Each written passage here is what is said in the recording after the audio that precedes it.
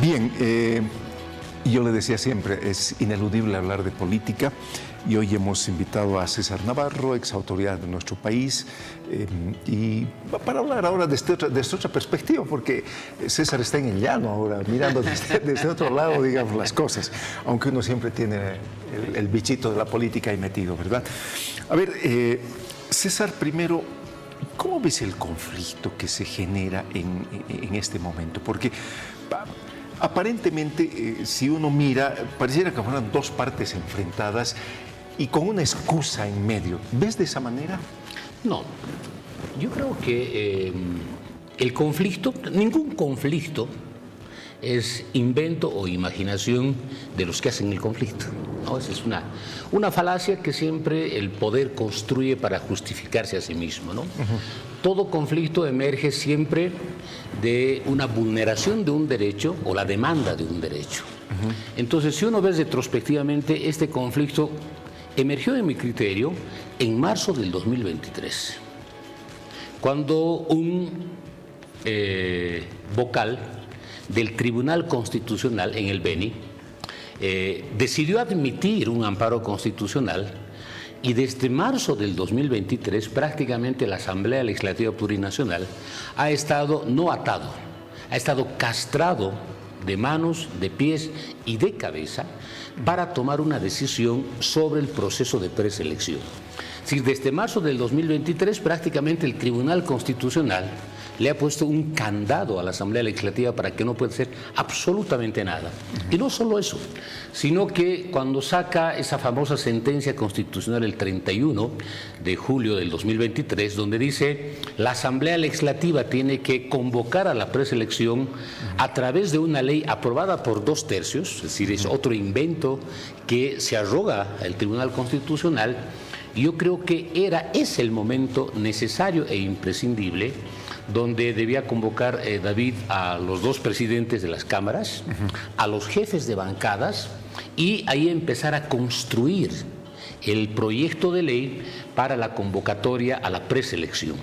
Yo creo que este conflicto deviene fundamentalmente porque el proceso de preselección ha sido un proceso frustrado, no por la Asamblea Legislativa, sino ha sido frustrado por autoridades del Tribunal Constitucional, y las autoridades del tribunal nunca van a sacar una decisión jurídica que tenga un efecto político.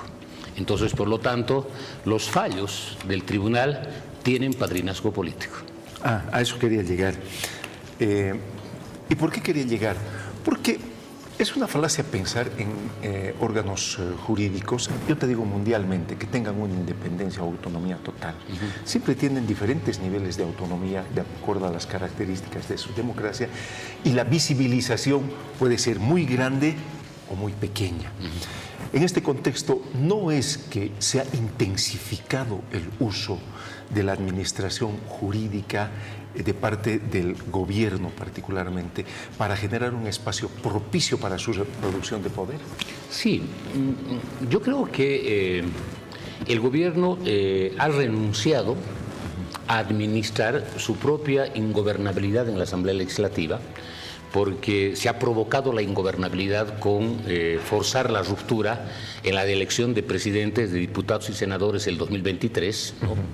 Y al haberse forzado esa ruptura interna, prácticamente el gobierno no ha mostrado la habilidad, no sé si la habilidad o la predisposición para administrar su propia ingobernabilidad en la Asamblea Legislativa.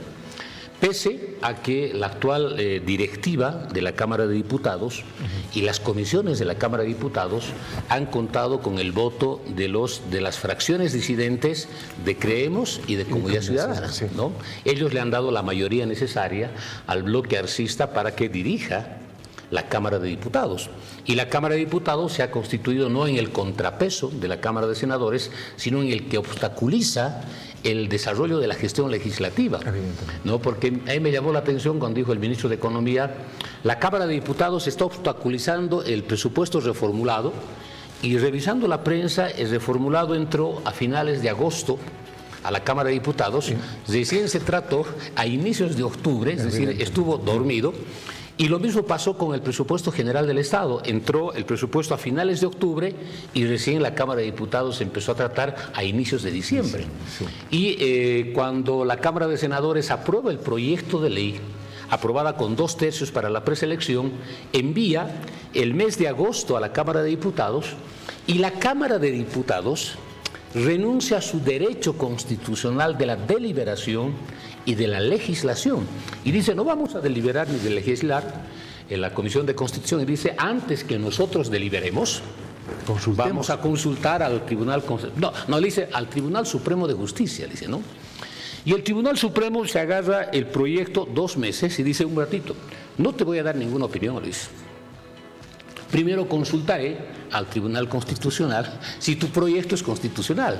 Entonces, en el momento que consulta, automáticamente, por procedimiento constitucional, el proyecto queda paralizado. Y eso tiene una demora casi, si mal no recuerdo, de unos 70 días y recién se pronuncia el 11 de diciembre.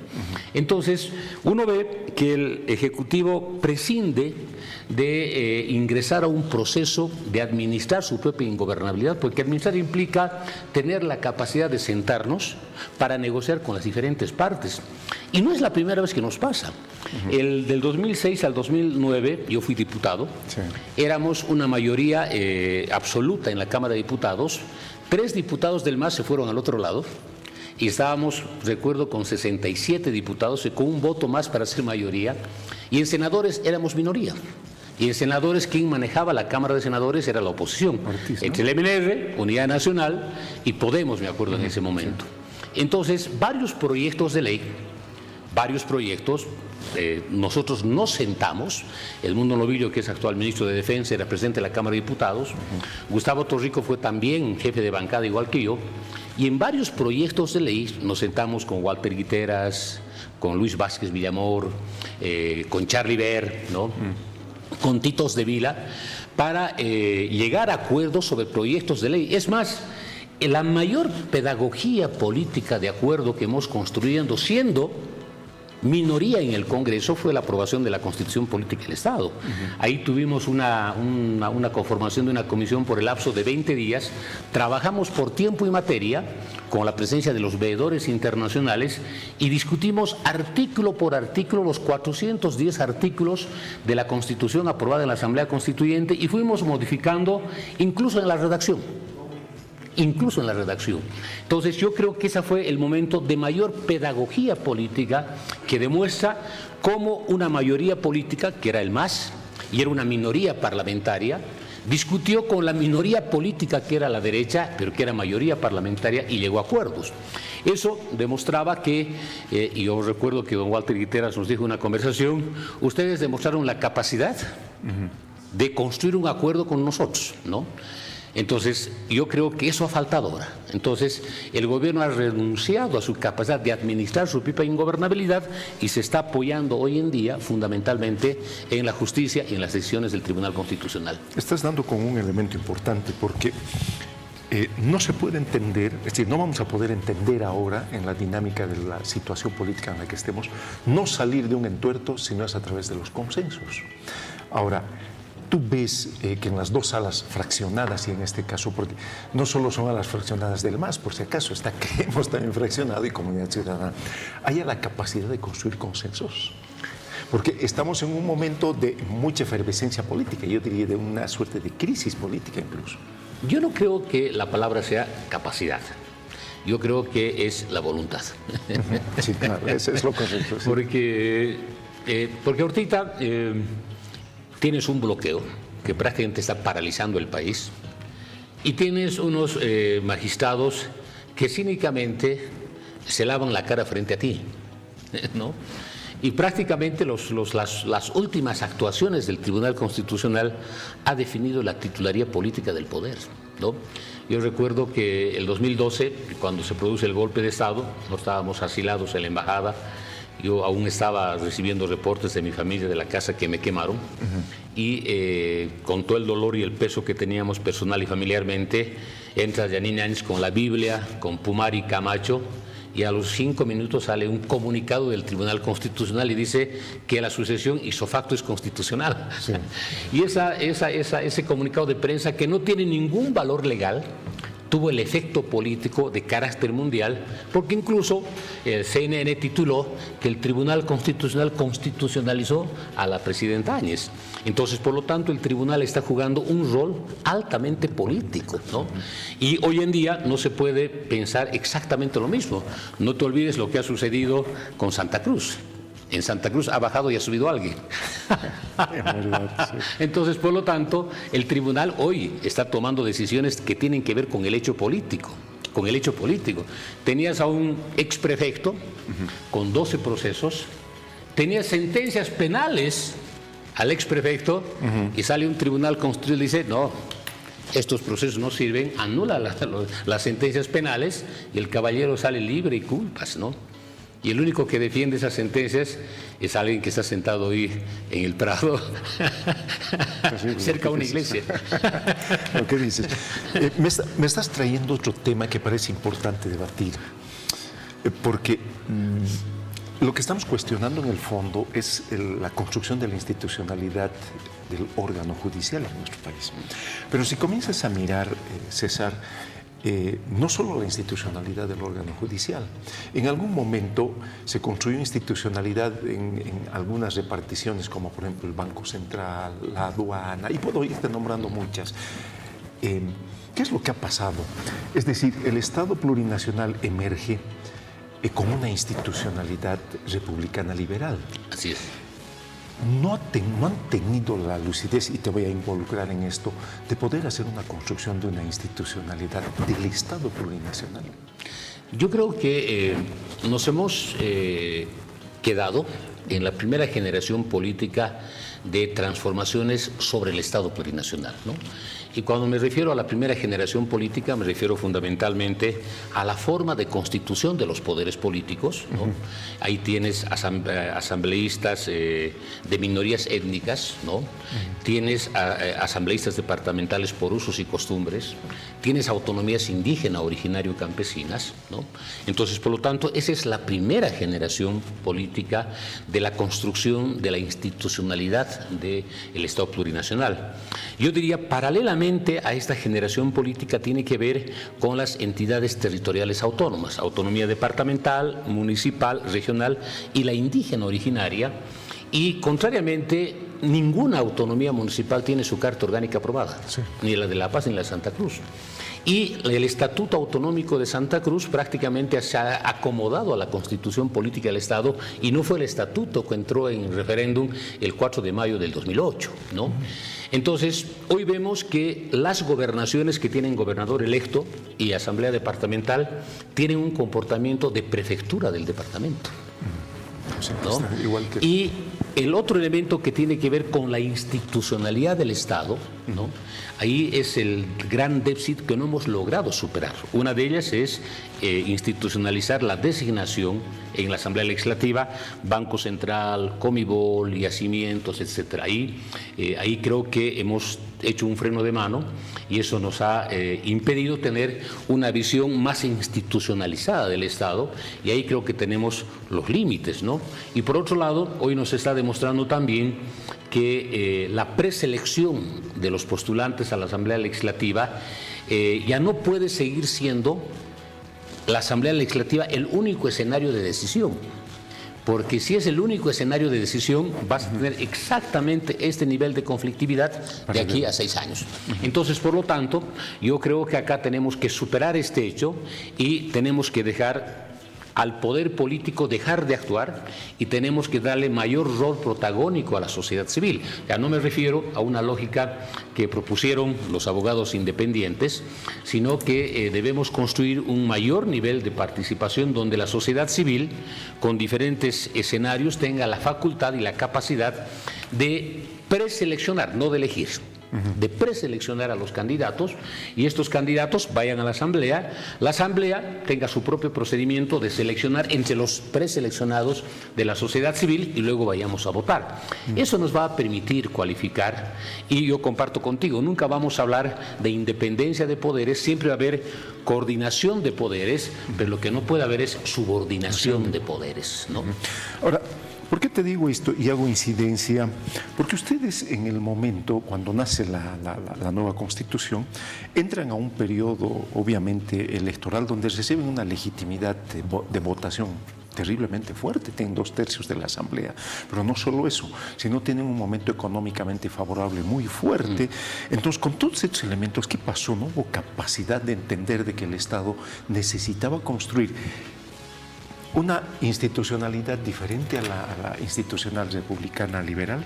Sí, yo ahí... ¿Ha habido autocrítica de esto? ¿Han reflexionado sobre esto? En los hechos, la agenda patriótica que me tocó liderar en su construcción tenía la finalidad de construir el Estado plurinacional tomando en cuenta la dimensión política, económica, social, productiva, etcétera, ¿no? Y uno de los elementos que nosotros hemos trabajado en la agenda patriótica tenía que ver la interdependencia de la inversión pública, ¿no? No la independencia autónoma soberana que hoy en día existe, ¿no? Prácticamente en La Paz no tienes gobernador. Claro. No tienes gobernador. Y tienes municipios independientes, autónomos y soberanos que se sacan la lengua con su vecino, ¿no? Y la característica territorializada de Bolivia es que cada departamento tiene regiones con características culturales, territoriales, climatológicas, lingüísticas y productivas altamente importantes. Entonces, la agenda patriótica tenía una mirada en ese sentido de ver la concurrencia de la inversión pública nacional, departamental, municipal y, si era necesario, regional e indígena, originario, campesina. Pero, como no tienes estatutos autonómicos aprobados, no puedes aplicar uno de los principios de la Constitución, que es la concurrencia entre las entidades autónomas nacional y departamental y municipal. Entonces, ese es un déficit. Hoy en día tienes gobernaciones que se rigen solo por reglamentos y lamentablemente no existe un nivel de concurrencia, y al extremo que yo he visto en varios departamentos, y es bien cómico, ¿no? Y una vez me tocó participar. El gobernador los convoca a todos los alcaldes, y fue en Potosí, los convocó y dijo: bueno, compañeros alcaldes, ¿qué proyectos lo han ejecutado? Todos ponen su nombre, claro, de los 41 municipios. Bueno, sacaremos un promedio, ponerle un promedio de 7 millones por proyecto. Bueno, estos proyectos los vamos a poner en el POA departamental. Entonces, las gobernaciones se han vuelto gobernaciones municipales departamentales. Entonces, hemos prescindido la visión departamental porque una de las características del Estado plurinacional es la planificación de la vida institucional, política, productiva, económica. Y como no hacemos la planificación y lo que hacemos es la competencia de la inversión pública en función del porcentaje de la ejecución, ahí hay ausencia de visión porque no hay una noción de desarrollo departamental. Entonces, ese es un déficit que estamos arrastrando y no podemos seguir comportándonos de esa manera. Por eso que la primera generación de reformas que hicimos para implementar el Estado plurinacional ha quedado en mucho desajuste porque no hemos impulsado la segunda generación, porque incluso dice el plan de desarrollo que se aprobó en el 2021 que las entidades autónomas deberán de adecuarse al plan nacional. Entonces ahí la palabra deberán adecuarse dice, no tiene sentido tu autonomía. Qué terrible. ¿Por qué he hecho énfasis en esto de la institucionalidad? Porque en mi entender, por lo menos, el problema judicial tiene como origen estructural ese aspecto. Sí. Por lo tanto, bajo estas características, una solución a este tema que haya, porque el lunes van a ponerse a negociar, tú sabes que políticamente pues, es posible encontrar soluciones, pero van a encontrar soluciones de muy corto plazo, porque los temas estructurales van a seguir emergiendo. Tendrá todavía su tiempo el Estado plurinacional, de que no, tú sabes que los ciclos políticos más o menos evaluados por los hombres que estudian esto son de mediano plazo, son de 20 años aproximadamente en nuestro país. Entonces, ¿tendrá todavía el Estado plurinacional su posibilidad de construir su propia institucionalidad, dada este momento de crisis y como ejemplo la justicia? Es que yo creo que el error que cometimos en las dos elecciones anteriores es solo elegir. Punto. O sea, elegimos y nos quedamos ahí, ¿no? Y creo que ha habido un mayor coteo, pero ya personalizado, ya no partidizado. Antes con la República, como se coteaban entre partidos los vocales del Tribunal Supremo de Justicia o del Tribunal Electoral, o de, ¿cómo es? Del Tribunal de Justicia, sí. Entonces los partidos que se loteaban o se coteaban, también se coteaban los vocales departamentales. Hoy en día le hemos entregado a los miembros del Tribunal Supremo de Justicia que cada uno que es representante del departamento es prácticamente dueño y señor de los vocales de los departamentos y de sus jueces. Entonces creo que el paso que dimos fue excesivamente corto, muy corto. El hecho de haber elegido con el voto fue excesivamente corto porque los abandonamos y los dejamos ahí. Yo creo que hoy en día el reto grande tiene que ser ponernos de acuerdo en la preselección y ponernos de acuerdo también cuáles son los puntos inmediatos para que se pueda intervenir para desarrollar la justicia, para transformar la justicia en nuestro país y hacer que el principio, que el fin supremo del derecho es la justicia, se convierta en un fin supremo del Estado y no simplemente un enunciado reiterativo de las facultades de derecho. Entonces hay que dar el salto cualitativo. Yo creo que lo más antes posible que los actores políticos tienen que mostrar su vocación y decir, vamos a resolver, muy bien. ¿Cuáles son los puntos de desencuentro? Se puede resolver. O sea, para mí no es un tema ni complejo ni complicado, ¿no? O sea, porque hoy solo es ponerse de acuerdo en los mecanismos que vas a utilizar y emplear para la preselección. Pero a la estructura política ahora le conviene tener un órgano judicial independiente o autónomo. Ahora, esa es la otra pregunta del millón, ¿no? Es decir, si vas a seguir instrumentalizando la justicia como un hecho político, no le conviene.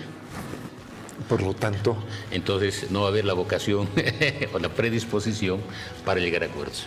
¿No? Porque lo que podríamos entender es que este escenario podría dar paso nuevamente al, entre comillas, el coteo, de alguna manera, con métodos más sofisticados, disimulados, pero finalmente cotear. Sí, porque puede darse un coteo a preselección y luego le otorgas el otro coteo a las personas que ya son elegidas, ¿no? Entonces, es bien complejo. Yo creo que hay que darnos un tiempo largo, ¿no? Yo creo que estamos en el momento de aprobar normas que permitan ver la reforma de la justicia en la fase final del gobierno del presidente Arce y durante todo el otro periodo constitucional. Yo creo que si nos ponemos como meta estos 7 años, se pueden dar pasos sustantivos, porque yo creo que existen profesionales, hombres y mujeres, con la capacidad intelectual profesional de no solo ponerse el hombro, sino transformar, ¿no? Y hacer que la justicia no sea el elemento negativo, sino sea el escenario donde uno pueda concurrir a resolver sus problemas y no a tener la incertidumbre de lo que pueda pasar. Yo creo que sí podemos. Tenemos poco tiempo y ahora voy a hacerte una pregunta. Dadas las características de cómo está, entre comillas, susceptible a técnicamente muchos dicen sí o no, ¿tú crees que Evo ya no tenga posibilidades de ser candidato? Porque el Tribunal Constitucional, antes de salirse, ha tomado el recaudo de que hace en los últimos días emitir una disposición que puede ser cuestionada, lo que quieras, pero que estaba en su periodo de legitimidad y de legalidad. La derecha lo quiso inhabilitar al Evo en enero del 2002. No solo que lo quiso inhabilitar, lo quiso meter a la cárcel, ¿no? Lo destituyó, le sacó el fuero parlamentario, lo expulsó del Parlamento el 22 de enero del 2002, sí. Y el objetivo era procesarlo penalmente, ¿no? Y incluso no nos dieron la personalidad jurídica, que era la ASP, y David Áñez Pedraza le tuvo que entregar la personalidad jurídica a Evo para que tengamos el instrumento político. Y siempre hubo la intención de proscribir a Evo, ¿no? Y lo que nunca hizo la derecha, hoy están queriendo proscribir a Evo. Yo creo que Evo es una de las figuras políticas más importantes de este ciclo, porque Evo representa fundamentalmente el liderazgo anticolonial más importante del siglo XXI, porque al igual que Felipe, son hombres que no buscan un espacio en la sociedad, buscan transgredir las lógicas coloniales, culturales, raciales y blanquizadas de la sociedad boliviana. Porque tú lo ves a un Víctor Hugo Cárdenas que es aplaudido por varios sectores de la sociedad porque ha asumido colonialmente la lógica colonizada del republicanismo en nuestro país.